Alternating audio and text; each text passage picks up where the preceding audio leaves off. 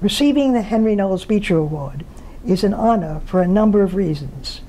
To begin with, it is associated with Dr. Beecher, a pioneering physician anesthesiologist who was its first recipient in 1976, and with the historical role that he played in raising medical, moral, social, and legal consciousness about the cardinal importance of obtaining informed voluntary consent for clinical research conducted with human subjects. The year 2016 will mark the 50th anniversary since the publication of his landmark article, Ethics in Clinical Research, in the June 16, 1966 issue of the New England Journal of Medicine, in which he affirmed that such consent is absolutely essential, and identified and described 22 examples of research which had been conducted that he deemed unethical or questionably ethical in this regard, and vehemently stated that they were harmful to medicine as well as to patients who had been their subjects and had to be corrected. Through his testimony and actions with regard to human experimentation, Beecher can be considered both a forebearer for bioethics and a founding figure in this field, which began to institutionally emerge with the creation of the Hasting Center in 1969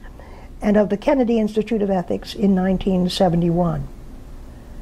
I am not only honored to be linked with Henry Beecher, but also with the 20 other eminent figures in bioethics who have been recipients of this award over the course of its 38 years of existence, predominantly philosophers, some physicians, a few theologians, and one lawyer, Alexander Capron, an esteemed colleague and cherished friend who has generously agreed to present my Beecher lecture to you.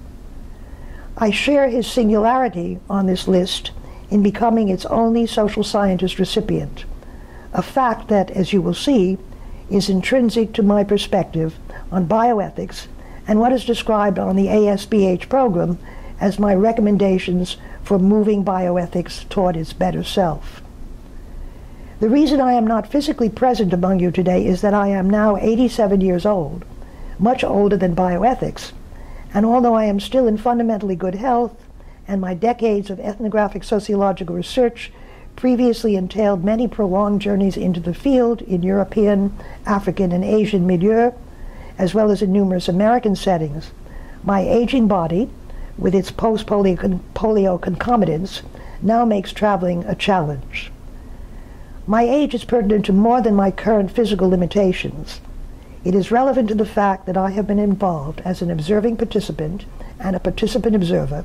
in bioethics since its inception in a number of capacities, including that of a charter member of the Hasting Center when it was initially called the Institute for Society, Ethics, and the Life Sciences, membership on its first board of directors, as a member of the President's Commission for the Study of Ethical Problems in Medicine and Biomedical and Behavioral Research, of which Alex Capron was the executive director, and service on the editorial boards of a number of bioethics-centered publications, including the first edition of the Encyclopedia of Bioethics. Contributing as well to my intellectual and in vivo knowledge of bioethics throughout its history is the corpus of extensive interviews with first and second generation figures in the field in the United States that my colleague Judith Swayze and I conducted in connection with our co-authored book, Observing Bioethics. In addition, I've had the opportunity to observe and follow how bioethics or its equivalent have developed in Belgium, France, China, Pakistan, and South Africa. These are some of the credentials and sources that I bring to the at once appreciative and critical view of bioethics expressed in the lecture